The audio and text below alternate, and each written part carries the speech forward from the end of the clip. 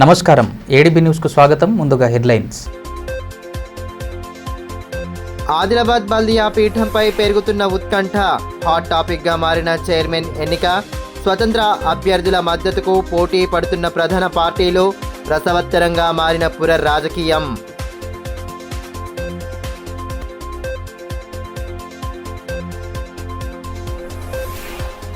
గెలుపోటములను సమానంగా చూస్తూ క్రీడా స్ఫూర్తిని చాటాలి. డిఎల్ఎస్ఏ కార్యదర్శి రాజ్యలక్ష్మి సూచన. ముగిసిన జిల్లా స్థాయి సీఎం కప్ పోటీలు.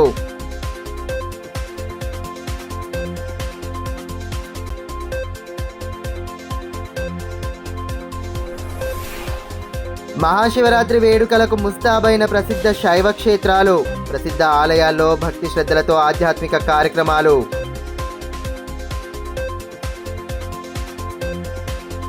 ఆదిలాబాద్ పురపీఠం ఎన్నిక ఆసక్తికరంగా మారింది.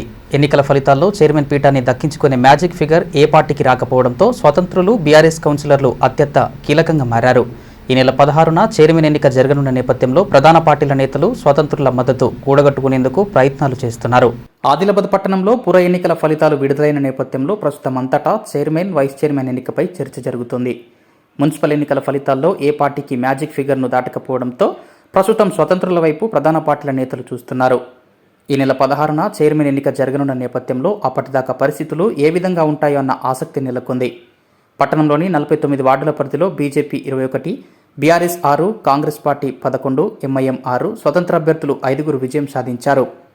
చైర్మన్ పీఠం అధిరోహించేందుకు ఏ పార్టీకి స్పష్టమైన మెజార్టీ రాకపోవడంతో క్యాంపు రాజకీయాలకు ప్రధాన పార్టీలు తెరలేపాయి. ఎన్నికల ఫలితాల ముందు రోజే బీజేపీ, కాంగ్రెస్ అభ్యర్థులు క్యాంపుకు వెళ్లగా బీఆర్ఎస్ అభ్యర్థులు శుక్రవారం క్యాంపుకు వెళ్లారు. చైర్మన్, వైస్ చైర్మన్ ఎన్నికకు 26 ఓట్లు కావాల్సి ఉండగా సింగిల్ లార్జెస్ట్ పార్టీగా నిలిచిన బీజేపీకి 21తో పాటు ఎంపీ, ఎమ్మెల్యేల రూపంలో ఎక్సాఫిషియో ఓట్లున్నాయి.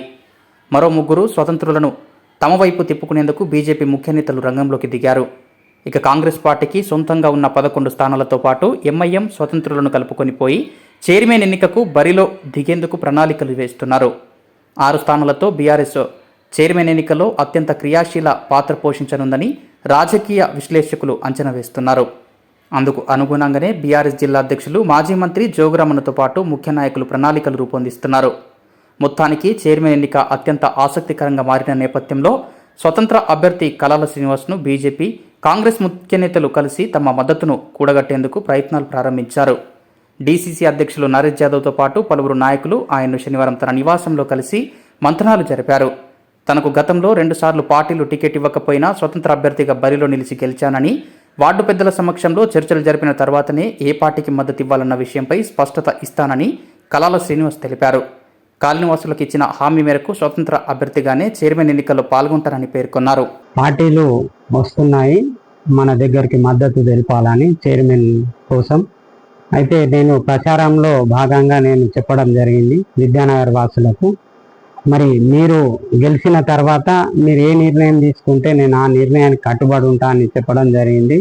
అందులో భాగంగా మరి పెద్ద మనుషులతోటి ఈరోజు కూర్చొని మరి ఎవరొచ్చి ఏ పార్టీ వచ్చి ఏం వాగ్దానాలు చేసిందో అవి వాళ్ళకు ముందు తెలిపి మరి ఇట్లా ఉన్నది పరిస్థితి, మరి నేనేం చేయాలని అడిగినాక మరి వాళ్ళ నిర్ణయం మేరకు ఏ పార్టీకి మద్దతు తెలపాలనేది తెలుస్తారు. కాకపోతే పార్టీ ఎజెండాలో పార్టీ కండువా కప్పుకోను, ఓన్లీ ఇండిపెండెంట్గానే ఉంటూ మరి మద్దతు తెలుపుతానని తెలియజేసుకుంటున్నాను. పార్టీ టికెట్ ఇవ్వలేదు కాబట్టి మరి పలుసార్లు నాకు అలానే జరిగింది. లాస్ట్ టైం కూడా పార్టీలో ఉండి నాకు టికెట్ ఇవ్వలేదు, ఈసారి కూడా పార్టీలో ఉండి టికెట్ ఇవ్వలేదు, కాబట్టి ఆ నిర్ణయానికి వచ్చాను. క్రీడల్లో నైపుణ్యాలను మెరుగుపరుచుకుని ఉన్నత లక్ష్యాలను సాధించాలని డిఎల్ఎస్ఏ కార్యదర్శి రాజ్యలక్ష్మి సూచించారు. ఇందిరా ప్రియదర్శిని మైదానంలో జరుగుతున్న సీఎం కప్ పోటీలు శనివారం ముగిశాయి. ఈ సందర్భంగా కార్యక్రమం ముఖ్య అతిథులు క్రీడాకారులకు దిశానిర్దేశం చేశారు. క్రీడలతో మానసిక ఉల్లాసంతో పాటు మంచి భవిష్యత్తు ఉంటుందని, తల్లిదండ్రులు పిల్లలను ఆటల వైపు ప్రోత్సహించాలని సీనియర్ సివిల్ జడ్జ్, డిఎల్ఎస్ఏ కార్యదర్శి రాజ్యలక్ష్మి అన్నారు. శనివారం ఇందిరా ప్రియదర్శిని స్టేడియంలో గత 6 రోజులుగా కొనసాగుతున్న జిల్లా స్థాయి క్రీడా పోటీల ముగింపుకు ఆమె ముఖ్య అతిథిగా హాజరయ్యారు. చివరి రోజు volleyball, kabaddi, swimming, kho kho, handball, karate, wushu, boxing తదితర పోటీలను నిర్వహించారు. ఇందులో గెలుపొందిన వారిని ఈ నెల 20న జరిగే రాష్ట్ర పోటీలకు ఎంపిక చేస్తారు. కాగా చివరి రోజు ఆటలను సీనియర్ సివిల్ జడ్జి ముఖ్య అతిథిగా హాజరై ప్రారంభించారు. క్రీడాకారులను పరిచయం చేసుకొని వాలీబాల్, కబడ్డీ ఆడి ఉత్సాహపరిచారు. ఈ కార్యక్రమంలో డివైఎస్ఓ జక్కుల శ్రీనివాస్, గిరిజన క్రీడల అభివృద్ధి అధికారి పార్థసారథి, ఆయా క్రీడా సంఘాల ప్రతినిధులు రాజేష్, హరిచరణ్, దయానంద్, రాకేష్, పీడీలు, పీఈటీలు పాల్గొన్నారు.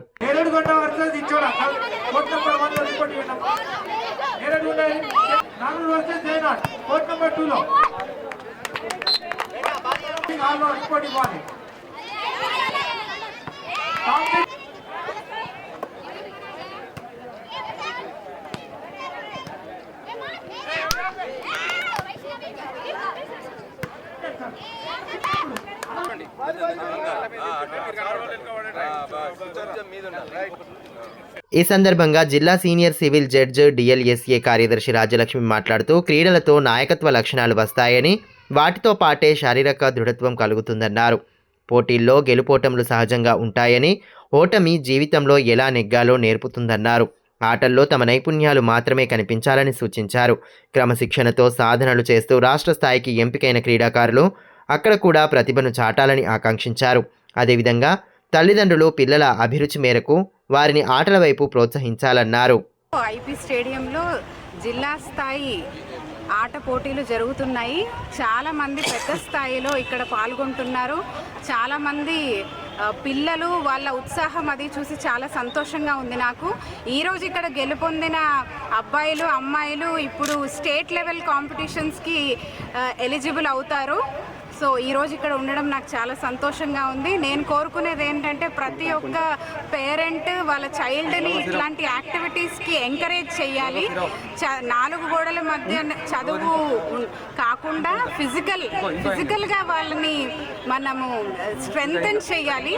ఎందుకంటే ఫిజికల్గా వాళ్ళు ఎప్పుడు స్ట్రెంగ్తన్ అవుతారో వాళ్ళకి సెల్ఫ్ కాన్ఫిడెన్స్, సెల్ఫ్ మోటివేషన్ చాలా ఎక్కువగా ఉంటుంది. వాళ్ళు లైఫ్లో ఏదైనా సాధించగలిగే ధైర్యం వాళ్ళకి ఉంటుంది. సో ఇక్కడ పిల్లలకందరికీ నేను ఒకటే చెప్పదలుచుకున్నాను, ఇక్కడ ఓటమి గెలుపు కాదు, పార్టిసిపేషనే మీ గెలుపు.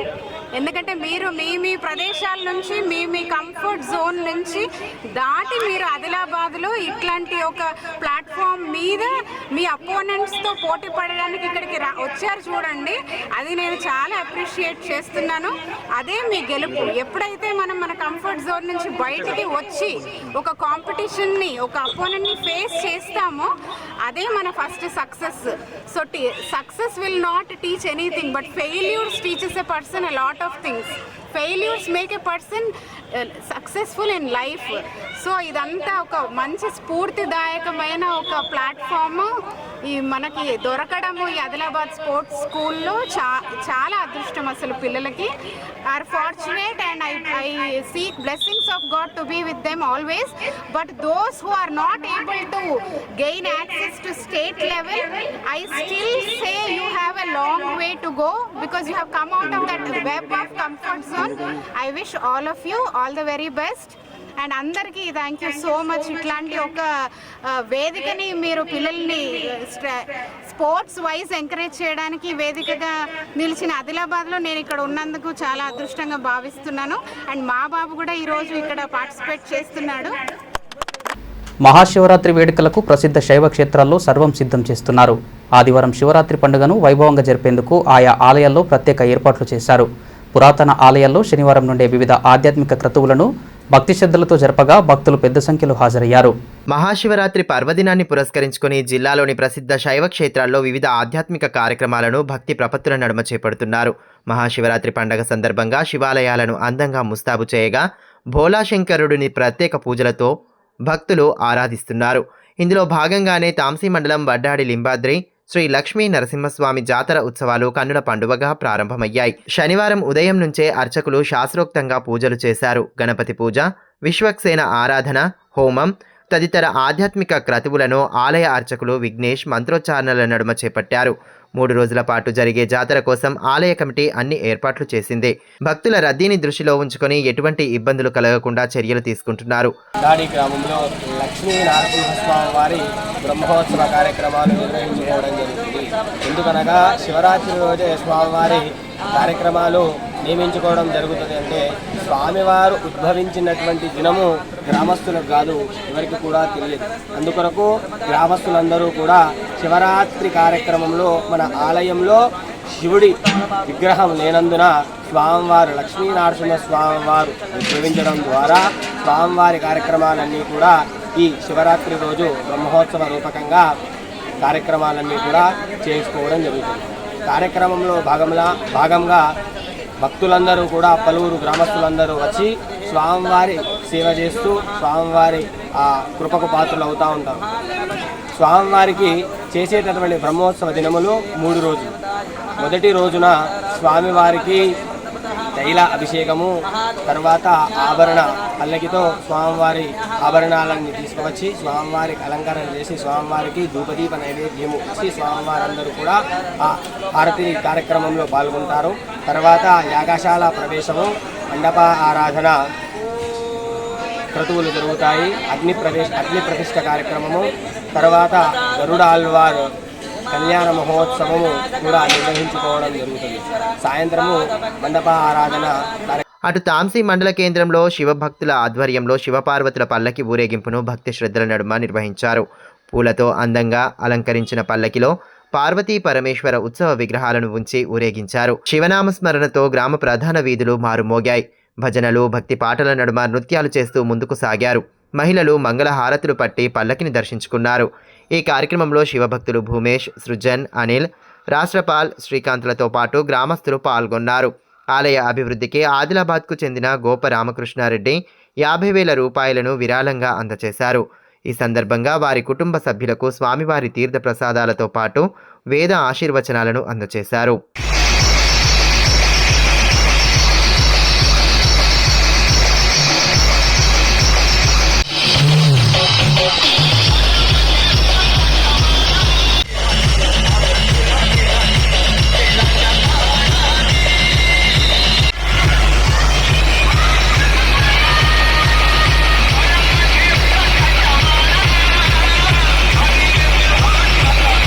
పట్టణంలోని ప్రభుత్వ డిగ్రీ కళాశాలలో 32వ బెటాలియన్ ఎన్సీసీ ఆధ్వర్యంలో క్యాడెట్లకు సి గ్రేడ్ పరీక్షలు నిర్వహించారు. ఉమ్మడి జిల్లా నుండి హాజరైన క్యాడెట్లకు పలు పరీక్షలు జరపగా వారికి ఎన్సీసీ అధికారులు పలు సూచనలు చేశారు. ఎన్సీసీ శిక్షణ ద్వారా దేశభక్తి, క్రమశిక్షణ పెంపొందుతాయని, క్యాడెట్లు అందివచ్చిన అవకాశాన్ని సద్వినియోగం చేసుకుంటూ ఉన్నతంగా ఎదగాలని కల్నల్ రోహిత్ పూరి సూచించారు. పట్టణంలోని ప్రభుత్వ డిగ్రీ కళాశాలలో 32 బెటాలియన్ ఎన్సీసీ ఆధ్వర్యంలో క్యాడెట్లకు సి గ్రేడ్ పరీక్షలు నిర్వహించారు. ఉమ్మడి జిల్లా నుండి క్యాడెట్లు హాజరు కాగా వారికి పలు పరీక్షలు జరిపారు. వెపన్ డ్రగ్, map reading, communication, parade drill తదితర పరీక్షలు జరపగా క్యాడెట్లు ప్రతిభ కనబరిచారు. కార్యక్రమంలో lieutenant colonel Krishna, captain Kiran Jyoti, Jagram, Tirupati, Ashok, Gangamani తదితరులు పాల్గొన్నారు.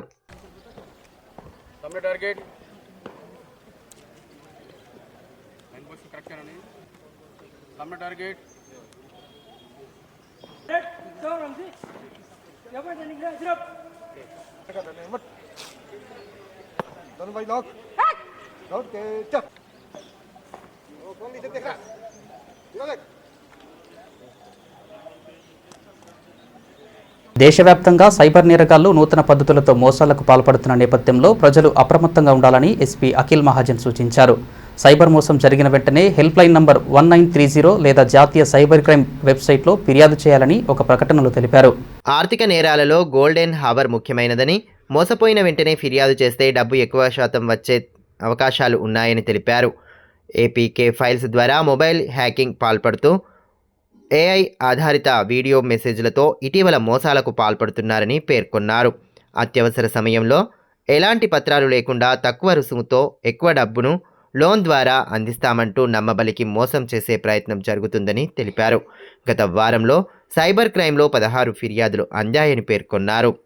పట్టణంలోని అంకోలి రోడ్లో గల శ్రీ రాజరాజేశ్వర శివాలయానికి Lions club of Adilabad Kings సౌజన్యంతో భజన నిమిత్తం హార్మోనియంను అందించారు. 12,000 రూపాయల విలువైన హార్మోనియంను దేవాలయ కమిటీకి సభ్యులు అందించారు. కార్యక్రమంలో పూజారి హరికాంత్, లయన్స్ క్లబ్ అధ్యక్షులు మంద అశోక్, రమకాంత్, కాలేవార్ ప్రకాష్, సోమయ్య, రంగు ప్రేమరాజ్ గౌడ్, సత్యనారాయణ, కరీం, అలీ నురానీ, గాలి నర్సింగ్, అరవింద్, రమణ, సోనాల్ తదితరులు హాజరయ్యారు. తలమడుగు మండలంలోని జరీ గ్రామంలో మహాశివరాత్రి సందర్భంగా రాజరాజేశ్వరి ఆలయ కమిటీ ఆధ్వర్యంలో కబడ్డీ పోటీలు ఏర్పాటు చేశారు. పోటీలను ప్రారంభించిన అనంతరం కార్యక్రమ ముఖ్య అతిథులు నిర్వాహకులను అభినందించారు. తలమడుగు మండలంలోని జరీ గ్రామంలో మహాశివరాత్రి పర్వదినాన్ని పురస్కరించుకుని రాజరాజేశ్వరి ఆలయ కమిటీ ఆధ్వర్యంలో కబడ్డీ పోటీలు ఏర్పాటు చేశారు. ప్రతి ఏటా మాదిరిగానే ఈ సంవత్సరం సైతం పోటీలను నిర్వహించగా క్రీడాకారులు ఉత్సాహంగా పాల్గొన్నారు. ఈ కార్యక్రమంలో స్థానిక సర్పంచ్ మేస్రం రూపా కాశీరాం, రాంబాయి, నక్క ధనుంజయ్, పూనగూడ సర్పంచ్ హనుమంతు, రత్నాపూర్ సర్పంచ్ సూర్యభాను, జైత్ పటేల్, భుజంగరావు తదితరులు పాల్గొన్నారు.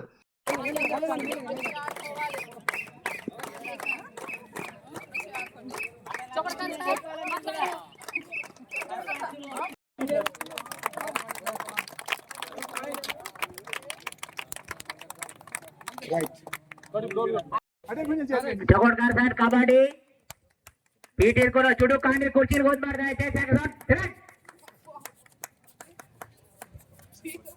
ఈ మేరకు ఆలయ కమిటీ అధ్యక్షులు నారాయణ రెడ్డి మాట్లాడుతూ ప్రతి సంవత్సరం మహాశివరాత్రి సందర్భంగా క్రికెట్, కబడ్డీ పోటీలు నిర్వహిస్తున్నట్లు తెలిపారు. క్రీడాకారుల నైపుణ్యాలను వెలికితీసే విధంగా పోటీలు జరుపుతున్నామని అన్నారు. శివరాత్రి సందర్భంగా ఆలయంలో జరిపే రాజరాజేశ్వరి కళ్యాణ మహోత్సవానికి భక్తులు పెద్ద సంఖ్యలో తరలివచ్చి జయప్రదం చేయాలన్నారు. శివరాత్రి సందర్భంగా ఈరోజు జరీ గ్రామంలో కబడ్డీ పోటీ నిర్వహించడం జరుగుతుంది. ఇలాగే ఇంతకుముందు క్రికెట్ పోటీలు నిర్వహించుకున్నాము. మళ్ళా పోయిన 10 తారీఖు నాడు కూడా బైన పోటీ నిర్వహించుకున్నాము. అలాగే శివరాత్రి సందర్భంగా పురాతన ఆలయం ఇది జాతర జరుగుతుంది కాబట్టి ఇలాగే మరి అందరూ క్రీడాకారులు వచ్చి పాల్గొనాలని కోరుతున్నాము. వార్తలు ముగించే ముందు హెడ్లైన్స్ మరోసారి. ఆదిలాబాద్ బల్దియా పీఠంపై పెరుగుతున్న ఉత్కంఠ, హాట్ టాపిక్గా మారిన చైర్మన్ ఎన్నిక, స్వతంత్ర అభ్యర్థుల మద్దతుకు పోటీ పడుతున్న ప్రధాన పార్టీలు, రసవత్తరంగా మారిన పుర రాజకీయం.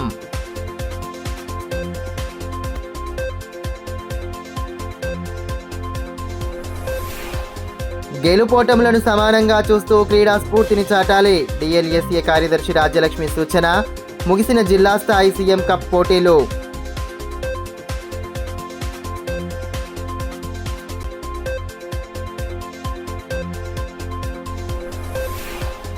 మహాశివరాత్రి వేడుకలకు ముస్తాబైన ప్రసిద్ధ శైవ క్షేత్రాలు, ప్రసిద్ధ ఆలయాల్లో భక్తి శ్రద్ధలతో ఆధ్యాత్మిక కార్యక్రమాలు.